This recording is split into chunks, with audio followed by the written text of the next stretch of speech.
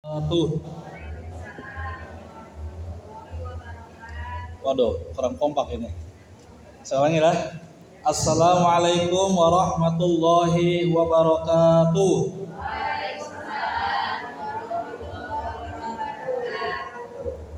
Alhamdulillahilladzi wahhada ilaina bil iman wa zayyanahu fi qulubina wa karrahallahu ilaina kufra wal fusuq wal isyan. Ulaika humur rasyidun. Fadlan minallahi wa ni'mah wallahu alimun hakim. Wa nashhadu an la ilaha illallah wahdahu la syarika lah. Wa nashhadu anna Muhammadan 'abduhu wa rasuluh al-mab'utsu rahmatan lil alamin wa ala alihi wa ashabihi wa azwajihi wa dzurriyyatihi wa man tabi'ahu bil huda ila yaumidin summa wa ba'du. Sehat semua ibu-ibu? Alhamdulillahirabbil alamin. Kalau sakit mah nggak bisa ikut ngaji ya? Iya, karena kita sehat, alhamdulillah bisa ikut ngaji. Mudah-mudahan setiap langkah ibu-ibu niat dan tujuan untuk thalabul ilmi, mencari ilmu bersama-sama, setiap langkahnya dicatat oleh Allah Subhanahu wa taala sebagai pahala di sisinya. Amin ya Allah ya rabbal alamin. Ibu-ibu jamaah sekalian, insyaallah Subhanahu wa taala muliakan, yang biasanya sore ini seringnya terjadi hujan ya. Belum lama-lama bahkan ada informasi gempa. Di mana itu katanya? Di mana? Bekasi. Oh iya. Ada yang mengatakan di Bekasi. Ada juga yang mengatakan di Tasik. Ya. Nggak tahu informasi yang benarnya dari mana itu. Ya. Jadi emang mungkin ada dua kejadian ya. Kita yang paling dekat dengan Bekasi, mungkin kita mengatakan di Bekasi. Tapi ibu merasa getarannya nggak? Merasakan nggak getarannya? Rasakan ya. Saya di Kayu Manis nggak kerasa sama sekali gitu. Berarti mudah-mudahan ibu-ibu yang merasakan getaran gempa itu imannya emang lebih kuat daripada saya gitu.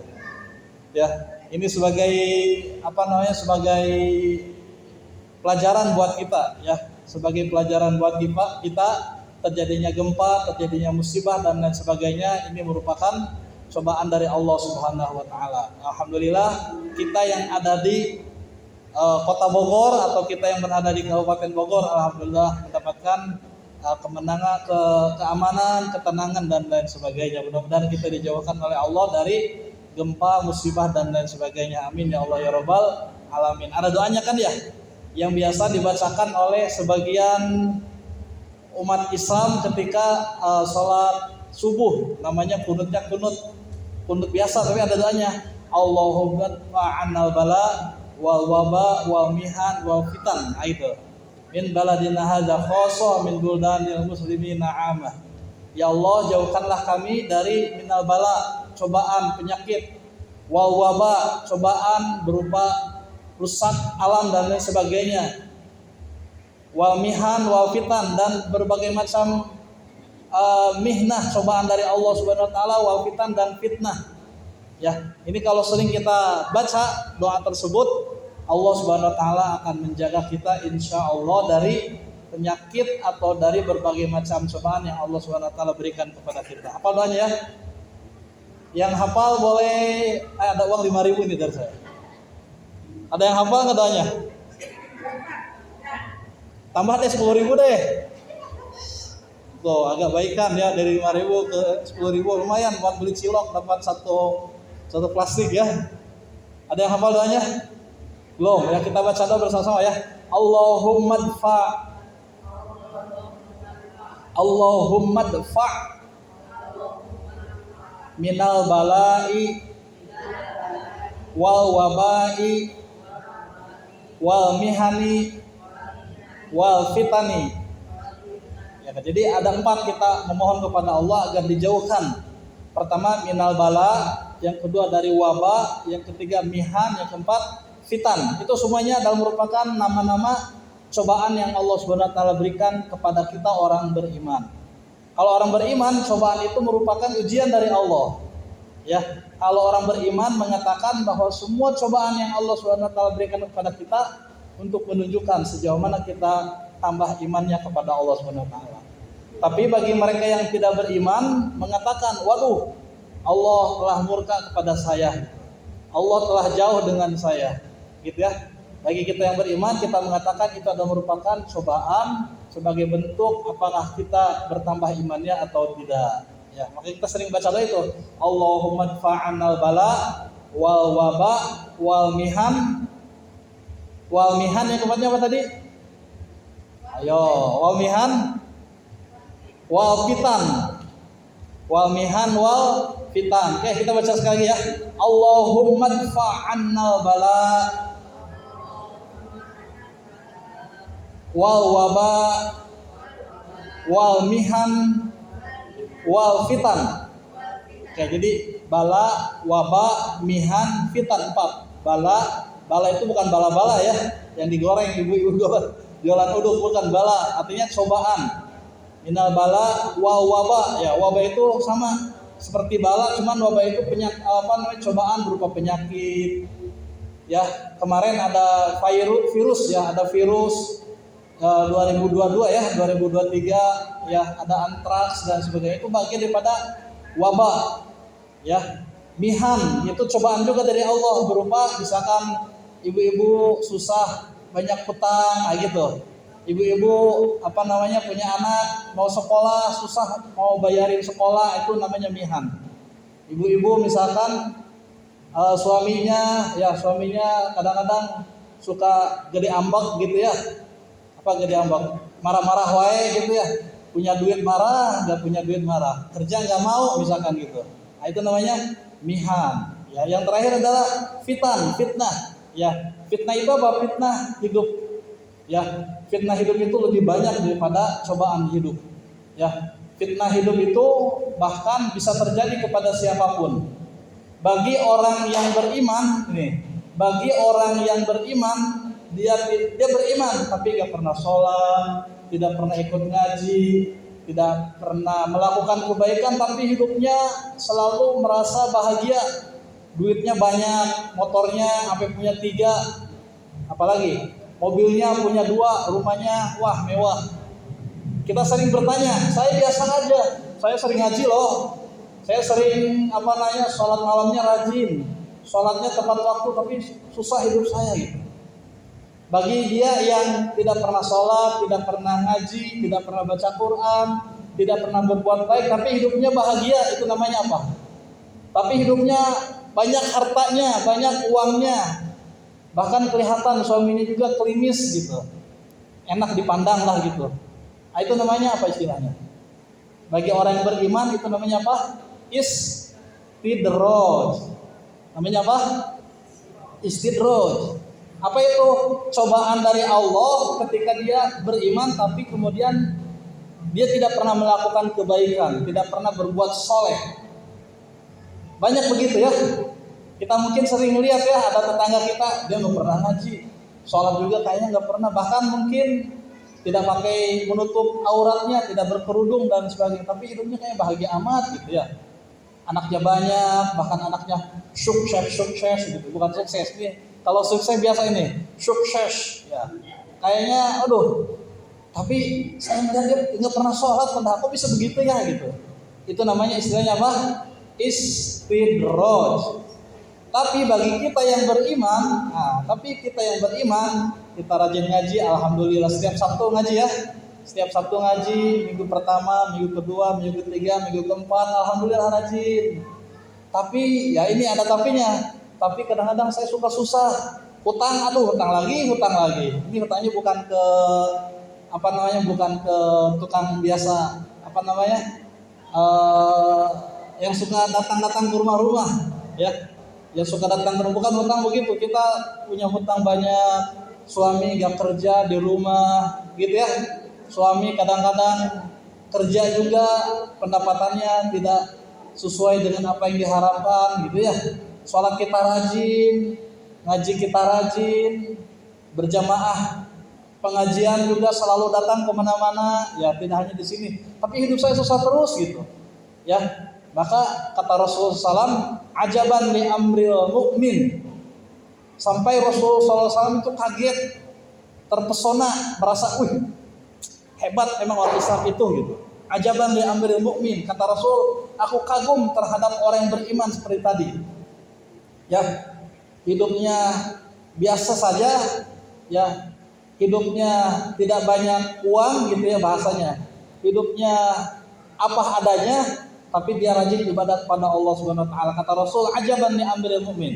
Aku kagum kepada orang beriman seperti itu. Apa itu kagumnya Rasulullah SAW kepada mereka itu? Sampai Rasul kagum kepada mereka, ada dua yang menyebutkan Rasul kagum kepada mereka. Apa itu? Yang pertama, in asobat hudorrohu sobaro.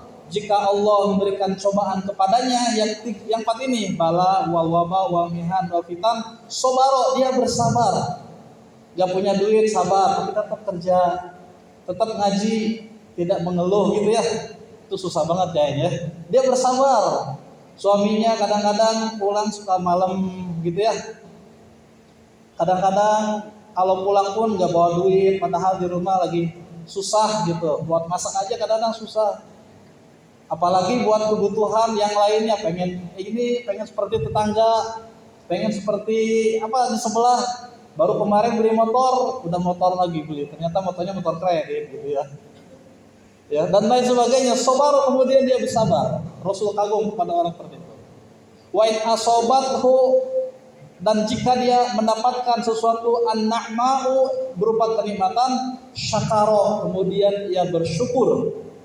Dapat cobaan dia bersabar, dapat kenikmatan dia bersyukur. Kata Rasulullah SAW, ajaban li amril mu'min. Aku kagum kepada orang beriman seperti itu. Ya, hanya dua, bersabar dan bersyukur.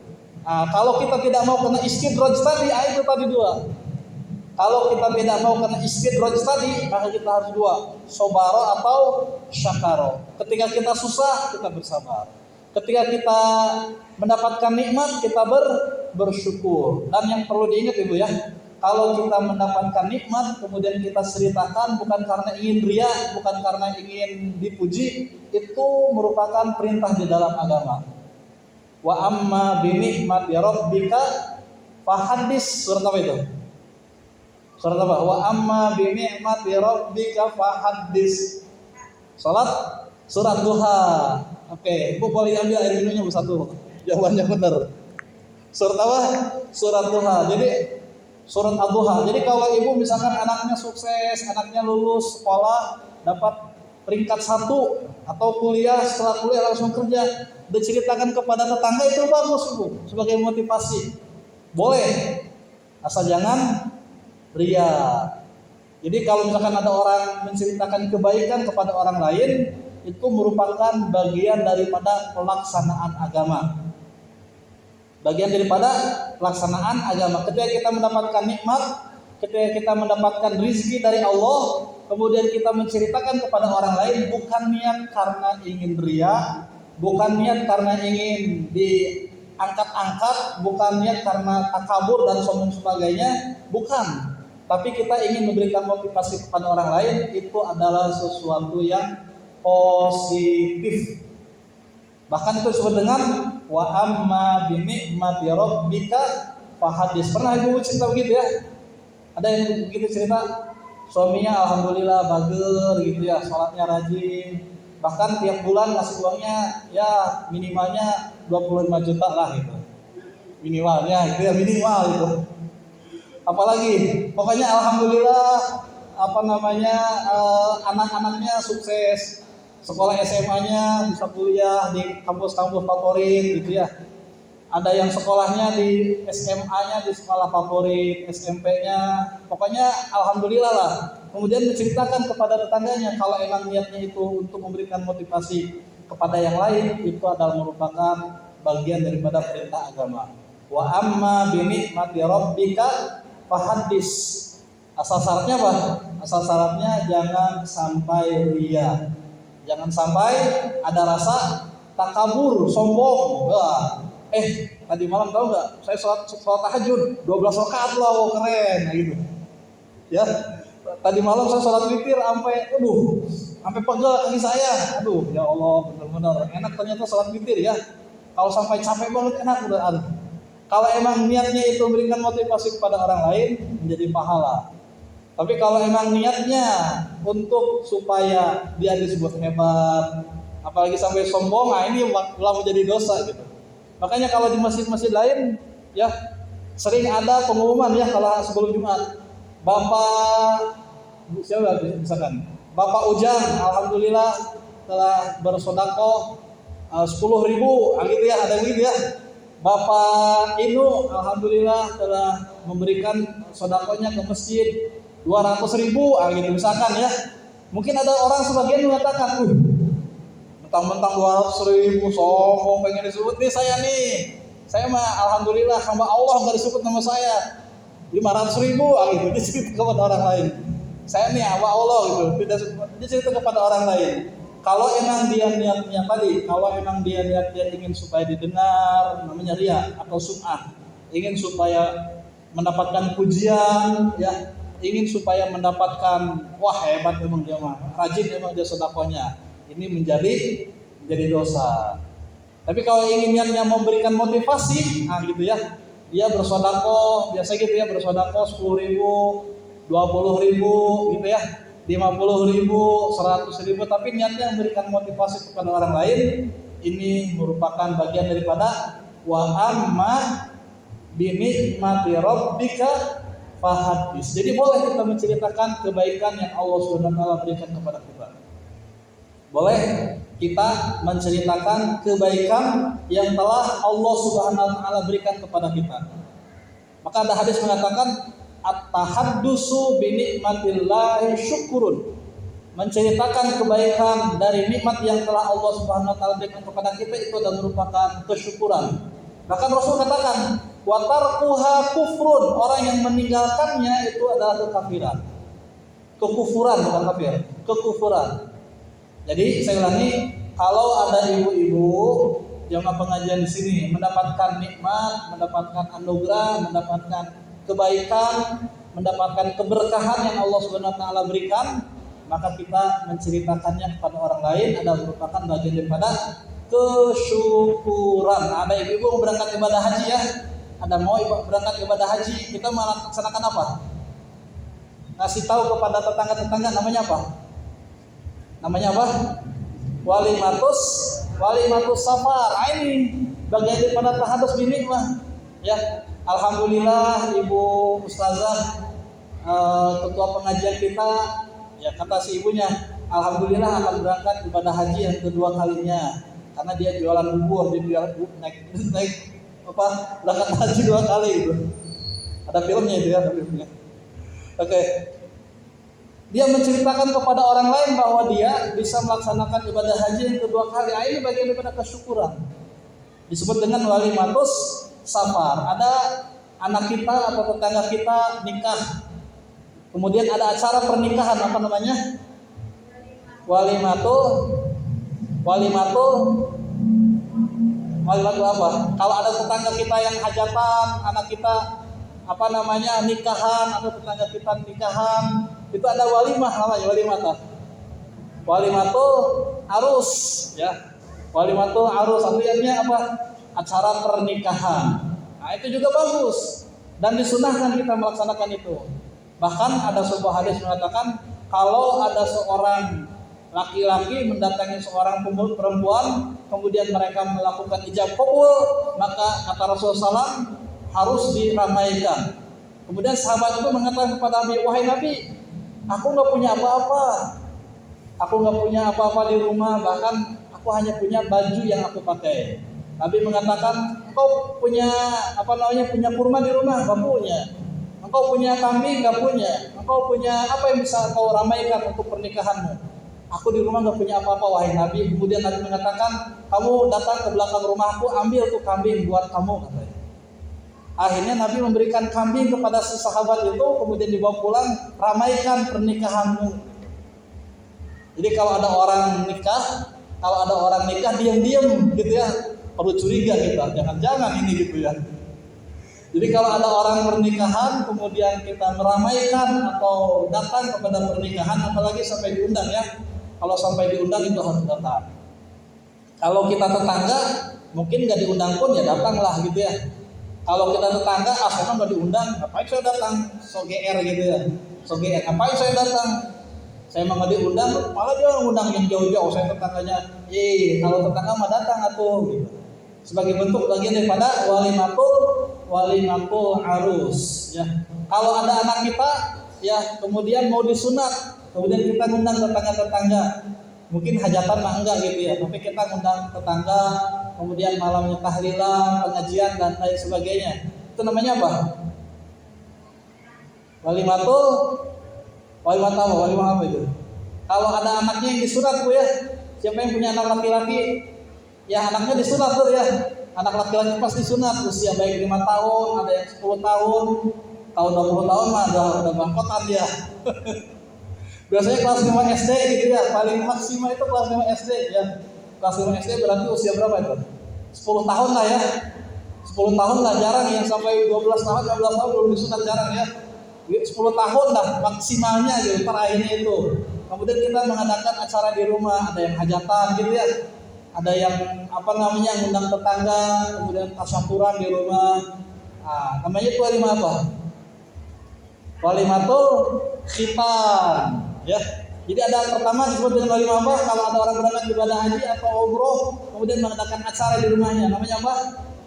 Walimatul arus. Ya, ibu-ibu alhamdulillah dapat rezeki dari Allah, kemudian berangkat jalan-jalan misalkan kemana, ke Eropa gitu ya, misalkan gitu ya. Kemudian ngasih tahu tetangga, alhamdulillah besok mau berangkat ke Eropa. Wih, sombong ke Eropa dong ngomong-ngomong. Ini bagian tahaddus bini, wah harus diceritakan. Gitu ya, ibu-ibu ada mendapatkan mendapatkan hadiah hadiah ngirim minuman kopi, kan ada ya kopi, kemudian ternyata ibu-ibu ditelepon dapat umroh misalkan, ngasih tahu ke tetangganya. Nah, ini namanya walimatul safar gitu ya. Ibu-ibu yang mau berangkat ke luar negeri, bahkan ibu-ibu yang mungkin cerita, saya kemarin mau berangkat ke Jogja misalkan gitu ya dengan keluarga, alhamdulillah. Ngasih tahu ke tetangganya, boleh gak apa-apa, namanya walimatul safar. Yang kedua walimatul arus, yaitu mengadakan pernikahan untuk keluarga dan anaknya misalkan. Yang ketiga walimatul khitan, yaitu ketika anak kita disunat dan lain sebagainya. Jadi ada 3 walimah. Nah, menceritakan itu semua itu adalah merupakan bagian daripada kesyukuran. Ya, saya ulangi, menceritakan itu semua itu merupakan bagian daripada kesyukuran. Sesuai hadis Nabi, at-tahaddusu bi nikmatillahi syukrun. Menceritakan kebaikan yang kita miliki kepada orang lain dan nikmat yang Allah SWT berikan kepada kita, ini adalah merupakan bagian daripada kesyukuran. Wa tarkuha kufrun, bahkan kalau kita meninggalkannya, tidak menceritakan kepada orang lain, bisa jadi itu merupakan bagian daripada kufur nikmat. Diam-diam dia, anak saya nikah diam-diam, gak usah ngasih tahu ke tetangga, gak apa-apa. Kalau bisa ngasih tetangga tahu informasi dan sebagainya. Ibu-ibu ada yang mendapatkan rezeki tadi ya, berangkat umroh gitu ya, alhamdulillah bisa berangkat umroh, cerita, undang teman-teman pengajian di sini. Alhamdulillah ya, nanti hari Kamis datang ke rumah ya, mau ada tasyakuran apa Bu? Saya insya Allah alhamdulillah bisa akan berangkat umroh nanti hari Kamis tanggal 22 September, alhamdulillah. Ya, kita senang kan? Senang. Tidak usah kita mengatakan juga, jangan lupa ya air zam-zam 1 galon ya bawa ke rumah gitu. Itu bukan minta tolong gitu ya. Jadi gitu, menceritakan kebaikan yang kita miliki, menceritakan nikmat yang Allah SWT berikan kepada kita, maka itu adalah merupakan bagian daripada at-tahaddusu bi nikmatillahi syukrun. Hadis Nabi SAW mengatakan begitu. Al-Quran mengatakan wa amma bi nikmati rabbika fahaddis. Ya, ibu-ibu yang mungkin biasanya nggak pakai jilbab gitu ya, di rumah biasanya nggak pakai jilbab, tapi alhamdulillah sekarang berkerudung terus. Ya, boleh nggak bercerita kepada orang lain? Kalau itu bagian daripada nikmat dari Allah, boleh kita ceritakan. Gitu ya. Tapi kalau hal-hal yang sifatnya ibadah, ya, kalau bisa memang janganlah diceritakan kepada orang lain. kemarin Jumat, alhamdulillah saya bisa bersedekah, misalkan cerita kepada tetangganya, bisa bersedekah 50.000. Hati-hati ya, ketika kita menceritakan itu, hati-hati. Bisa jadi mungkin nanti ada setan datang kepada kita, kemudian kita mendapatkan penyakit yang namanya disebut penyakit sum'ah. Nama penyakitnya apa? Sum'ah. Apa itu sum'ah? Sum'ah itu berasal dari kalimat sami'a yasma'u, artinya mendengar. Ingin supaya kita itu didengar ya. Kalau kita memuji diri kita sendiri, kita memuji kepada diri kita sendiri, kemudian menceritakan kepada orang lain supaya orang lain itu kagum, supaya orang lain itu kepada kita merasa hebat, itu namanya sum'ah. Kalau kita memuji kepada diri kita sendiri supaya kita ini terlihat, ya terlihat ini bukan didengar, supaya kita ini terlihat baik, supaya kita ini terlihat soleh, supaya kita ini terlihat banyak berbuat ibadah dan sebagainya, itu namanya riyah. Beda ya. Kalau sum'ah supaya ingin didengar kebaikan kita, kalau riyah supaya amal perbuatan kita itu dilihat oleh orang lain. Gitu ya. Kalau kita bisa menjaga penyakit itu, kalau kita bisa menjaga penyakit riya dengan sum'ah, baru boleh kita menceritakan kebaikan amal soleh yang kita miliki. Beda dengan tadi ya, beda dengan walimah tadi, bisa dibedakan ya. Kalau walimah itu aktivitas perbuatan, kalau ini pekerjaan dalam hati kita, dalam hal ibadah. Gitu ya. Contoh misalkan tadi malam kita menghatamkan Al-Quran, gitu ya. Tadi malam kita alhamdulillah bisa sholat tasbih misalkan ya. Ada yang pernah sholat tasbih sini ya? Sholat tasbih cukup 2 rakaat ya. Ada sebuah kalimat dikatakan di dalam sebuah kitab bahwa seandainya kita mampu untuk bisa melaksanakan sholat tasbih sebulan sekali itu lebih bagus. Kalau memang masih mampu, maka dia kerjakan sholat tasbih seminggu sekali. Kalau memang dia mampu, setiap malam dia mengerjakan sholat tasbih. Kalau memang dia tidak mampu itu semua, minimal seumur hidup dia pernah melaksanakan sholat sunnah tasbih. Bagaimana itu sholat sunnah tasbih? Ada yang pernah sholat sunnah tasbih ya? Pernah ya? Bagaimana itu sholat sunnah tasbih? Itu membaca subhanallah walhamdulillah wala ilaha illallah wallahu akbar. Setiap rukun di dalam sholat itu dibaca minimal 10 kali. Allahu akbar, gitu ya. Kemudian membaca tahiyatul mubarakatuh, atau baca Allahumma ba'id baini, setelah itu membaca surat Al-Fatihah, dilanjutkan dengan surat Al-Kafirun, sunnahnya ya. Baca surat Al-Kafirun 3 kali. Setelah itu kemudian dia baca subhanallah walhamdulillah wala ilaha illallah 10 kali. Kemudian dia ruku, Allahu akbar, subhana rabbiyal azim wa bihamdi. Baca lagi subhana rabbiyal azim 3 kali, kemudian baca lagi subhanallah walhamdulillah wala ilaha illallah wallahu akbar 10 kali. Kemudian sami Allahu liman hamidah, Rabbana lakal hamdu. Baca lagi subhanallah walhamdulillah wala ilaha illallah 10 kali sampai selesai. Assalamualaikum. Setelah itu ibu-ibu ruku. Setelah itu ibu-ibu langsung sujud. Ya, ada sebuah keterangan di dalam kitab, nama kitabnya Fathul Qorib Al-Mujib. Setelah itu ibu-ibu misalkan sholat tasbih, kemudian dia bersujud, kemudian dia membaca subhanallah walhamdulillah akbar 10 kali. Dilanjutkan dengan membaca salawat, Allahumma sholli ala sayyidina Muhammad, pakai sayyidina boleh, nggak pakai juga apa-apa. Allahumma sholli ala Muhammad wa ala Muhammad 10 kali. Kemudian setelah itu baca Rabbana atina fid dunya hasanah wa fil akhirati hasanah wa qina adzabannar 10 kali. Yakin setelah itu ibu berdoa, maka semua permohonan dan semua keinginan yang kita harapkan kepada Allah Subhanahu wa taala akan langsung kabulkan. Keterangan di dalam kitabnya seperti itu. Kalau dikatakan ada hadisnya enggak Ustaz? Enggak ada hadisnya ya, Pak. Tapi para ulama mencontohkan itu gitu. Walaupun memang tidak ada hadisnya, para ulama mencontohkan itu. Boleh enggak kalau kita mengikuti ulama?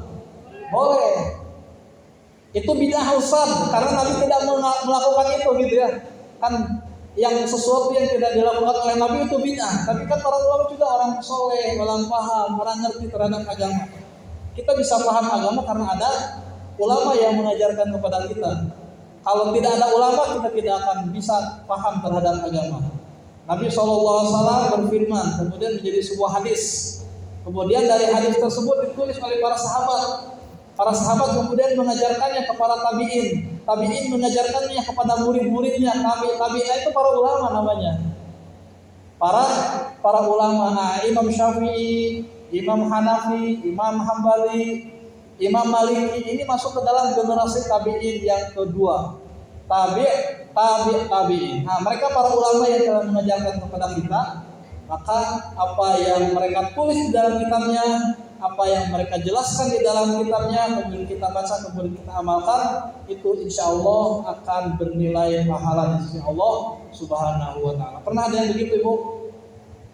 Pernah ada yang sholat tasbih kemudian dilanjutkan dengan amalan tadi? Belum ya, nanti dicoba ya. Kalau ibu-ibu anaknya pengen sukses gitu ya. Kalau ibu-ibu misalkan lagi ada masalah di rumah, suaminya yang susah diajak ibadah misalkan gitu ya. Suaminya jarang pulang gitu misalkan gitu ya. Suami jarang pulang nggak tahu kemana, atau ada di rumah tapi susah cari kerja. Ya pendapatannya secukupnya gitu. Cukup untuk beli motor, cukup untuk makan di restoran dan sebagainya, secukupnya. Maka coba melaksanakan sholat tasbih 2 rakaat ya dengan amalan tadi ya. Setelah itu langsung sujud lagi, kemudian tadi membaca subhanallah walhamdulillah akbar 10 kali, Allahumma sholli ala Muhammad wa ali Muhammad, Allahumma sholli ala sayyidina Muhammad wa sayyidina Muhammad 10 kali.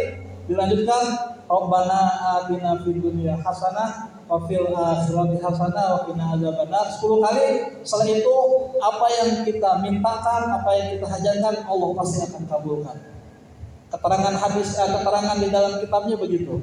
Apa yang kita butuhkan ketika kita melaksanakan, karena ketika kita melaksanakan sholat tasbih, nah kita dalam keadaan disucikan oleh Allah Subhanahu wa taala.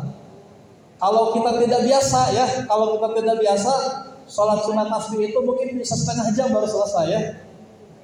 Ya ibu-ibu yang pernah melaksanakan sholat sunat tasbih ya, kalau belum biasa setengah jam baru selesai, kan lama gitu. Subhanallah, alhamdulillah, belum biasa. Tapi kalau udah biasa 10 menit selesai.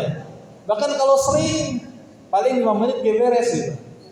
Kalau lebih sering. Tapi kalau misalkan baru sekali, baru 2 kali, baru 3 kali, memang kelihatannya capek dan lama gitu. Lama sholatnya ini. Tapi dicoba ya, kalau ada kebutuhan, kalau ada hajat kita kepada Allah, kalau ada sesuatu yang memang sangat mendesak sekali, ya, ada sesuatu yang sangat mendesak sekali buat kita, ada sesuatu yang memang kita butuh banget gitu, ya Allah, anak saya belum sekolah ini, teman-temannya udah pada sekolah, misalkan gitu ya, belum dapat sekolah yang bagus buat anak saya untuk masa depannya, ayo sholat tasbih. Dilanjutkan dengan sholat istikharah, minta petunjuk kepada Allah Subhanahu wa taala. Ya Allah, suami saya di rumah wae belum kerja. Aduh, pokoknya susah cari kerjaan sekarang apalagi ya. Susah kerja dan sebagainya. Coba sholat sunat tasbih tadi. Dilanjutkan dengan doa tadi. Ya subhanallah, Allahumma sholli ala sayyidina Muhammad, dilanjutkan dengan Rabbana atina fid dunya hasanah 10 kali. Setelah itu langsung meminta kepada Allah Subhanahu wa taala. Yakin bahwa Allah Subhanahu wa taala akan mengabulkan seluruh permohonan dan permintaan kita. Ya. Ada yang pernah begitu, Ibu? Belum, ya, kita bisa coba. Tapi ada yang pernah punya kebutuhan kita hidup? Ada enggak? Ada yang pernah kita punya kebutuhan dalam hidup enggak? Alhamdulillah Ustaz, saya enggak pernah butuh. Saya mah pokoknya aman-aman aja, enggak punya duit juga aman saya mah. Enggak makan juga aman. Saya di rumah enggak dandan juga aman. Nah. Pokoknya bahasa di kampung saya easy going gitu, cuek wae gitu. Cuek wae ya. Ada mungkin yang seperti itu ya? Ada enggak? Enggak mungkin ada manusia begitu. Ya, tidak mungkin ada manusia seperti itu. Kita ini adalah manusia yang pasti membutuhkan yang namanya permasalahan. Kok Ustaz membutuhkan permasalahan? Iya, karena manusia itu hidupnya selalu ada masalah. Kalau kita tidak ada masalah, harus kita cari itu masalah gitu. Bahkan ada yang mengatakan hidup tanpa hutang jangan hidup gitu. Karena hutang adalah merupakan bagian daripada masalah. Gitu ya. Hidup tanpa hutang jangan hidup. Tapi jangan sengaja kita mencari hutang gitu. Kalau memang tidak penting-penting amatnya jangan hutang lah, gitu ya. Tapi minimal kita pasti pernah punya hutang kepada Allah Subhanahu wa taala. Gitu ya. Pasti kita pernah punya hutang kepada agama kita. Pasti kita pernah punya hutang kepada Nabi kita Nabi Muhammad SAW. Itu hidup. Ya. Jadi setiap hidup itu pasti dia punya masalah. Kalau ada orang yang tidak pernah punya masalah, berarti itu bukan orang. Namanya apa? Namanya apa? Orang-orangan. Ya, orang-orangan. Yang dulu saya kalau di kampung orang-orangan itu ada di tengah-tengah sawah ya. Ada pohon padi, ketika menguning biar tidak dimakan apa? Burung, piit dan lain sebagainya, ada orang-orangan. Ketika ditarik, krek krek krek krek, burung piitnya langsung kabur gitu ya. Habis ini kayaknya nggak ada ya begitu ya. Dulu ada nggak gitu? Di sini dulu ada nggak? Ini ibu-ibu yang senior nih mungkin tahu ini. Ada nggak sawah-sawah di sini dulu? Dulu mah ada ya. Iya, ada begitu di orang-orangan ya. Iya, sekarang udah nggak ada jadi perumahan semua ya. Iya, saya juga waktu kecil begitu setiap kalau pas nanam padi oleh orang tua sore-sore disuruh ke sawah, ya ke sawah. Gitu apa namanya? Mainin orang-orangan. Kok orang-orangan ya? Dia tidak pernah punya masalah setiap hari di sawah gitu. Ya, karena emang dia orang-orangan. Tapi kalau orang pasti hidupnya pernah punya masalah. Kalau dia tidak pernah punya masalah dalam hidup, berarti dia adalah malaikat. Ya, atau enggak dia itu jin. Kalau orang pasti pernah punya masalah. Bagaimana mengatasi masalah tersebut? Tadi kita meminta kepada Allah. Kalau memang ada sesuatu yang sangat penting, sesuatu yang sangat perlu banget gitu. Pokoknya, ini kalau tidak bahaya nih gitu. Coba sekali-kali sholat sunat tasbih dilanjutkan dengan tadi melaksanakan amalan-amalan yang dicontohkan oleh ulama tersebut. Kita sujud kembali, kemudian kita membaca subhanallah, alhamdulillah, Allahu akbar 10 kali, dilanjutkan dengan membaca salawat 10 kali, dilanjutkan dengan membaca Rabbana atina fid dunya hasanah 10 kali. Setelah itu insya Allah Subhanahu wa taala akan kabulkan. Ini curhat dong, ini cerita saya gitu ya. Ini cerita saya curhat dong gitu. Ini pernah saya alami soal gitu. Ini pernah saya alami. Ini mohon maaf saya kalau cerita ya, mohon maaf nih. Ketika saya tahun 2015 melamar jadi PNS, karena di Bogor saya melamar PNS sudah 5 kali nggak lulus gitu. Di Kemenag pernah, dosen di IPB pernah nggak lulus juga, di UIN Jakarta nggak lulus, di Kemenag sampai 2 kali 3 kali nggak lulus. Akhirnya saya coba mencari keberuntungan ikut CPNS dosen di Palopo daerah Makassar. Dari Makassar itu ke Palopo kurang lebih 8 jam lagi, dan itu mobilnya atau kendaraannya ada hanya malam hari dari mulai jam 8 sampai jam 10. Setelah itu nggak ada kendaraan lagi. Kalau naik mobil umum susah, harus malam. Jadi adanya malam aja kendaraannya karena memang jauh gitu daerahnya di Makassar. Akhirnya saya datang ke Makassar ikut CPNS, alhamdulillah lulus. Ketika saya dapat SKPNS 100%, ya di awal perjanjian ketika saya masuk PNS kan ada perjanjian tidak boleh pindah sebelum 10 tahun gitu ya.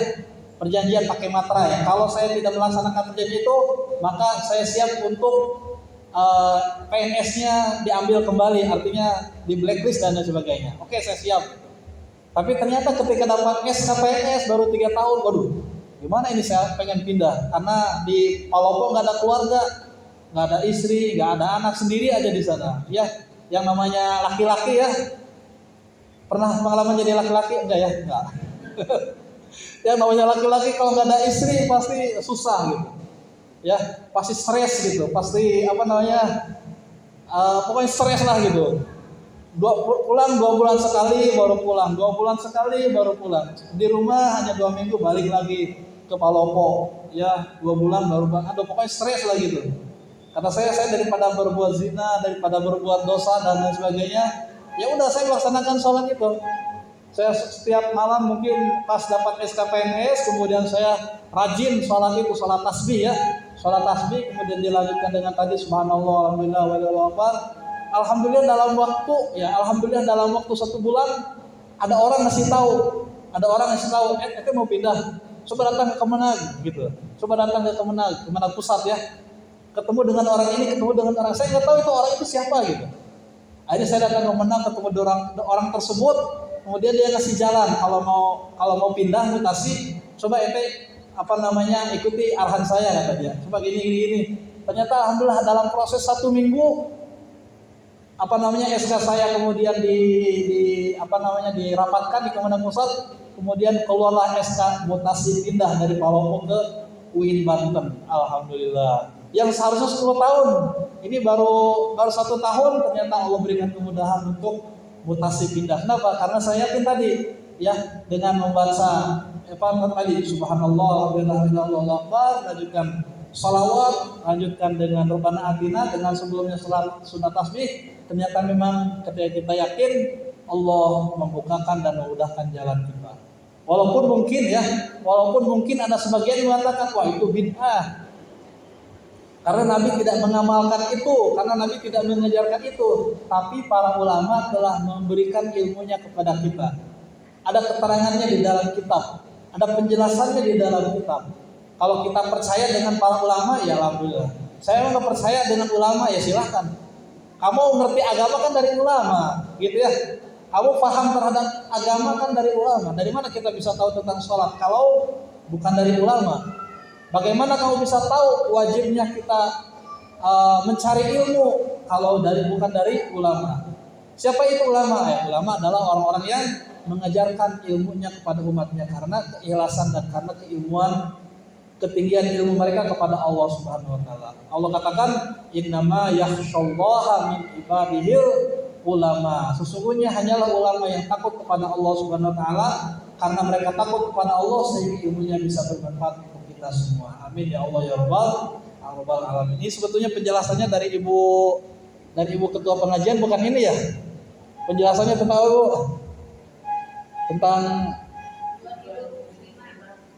tujuan hidup wanita beriman gitu ya. Tapi insya Allah ini masih kena dan masih berhubungan. Tujuan hidup wanita beriman itu seperti apa? Ya seperti tadi ya, ketika dia mendapatkan cobaan dari Allah, kita simpulkan ya, ketika kita mendapatkan cobaan dari Allah, maka kita membaca doa tadi, Allahumma dfa'annal bala wal waba wal mihan wal fitan. Nah, itu doanya. Kalau kita mendapatkan nikmat dari Allah, maka kita menceritakannya kepada orang lain. Wa amma bi nikmati rabbika fahaddis, dengan syarat apa? Jangan sampai kita riya, jangan sampai kita sum'ah. Kalau kita punya hajat, kalau kita punya kebutuhan, kalau kita punya keinginan, ya baik keinginan dunia maupun keinginan akhirat, coba melaksanakan sholat sunnah tasbih, dilanjutkan dengan sujud setelah itu, kemudian berdoa kepada Allah Subhanahu wa taala dengan tata cara tadi, maka insya Allah Subhanahu wa taala akan mudahkan urusan kita semua. Mudah-mudahan ada manfaatnya. Kalau ada sesuatu yang ingin ditanyakan, yang ingin diskusikan, mangga, mudah-mudahan saya bisa menjawabnya. Wassalamualaikum warahmatullahi wabarakatuh.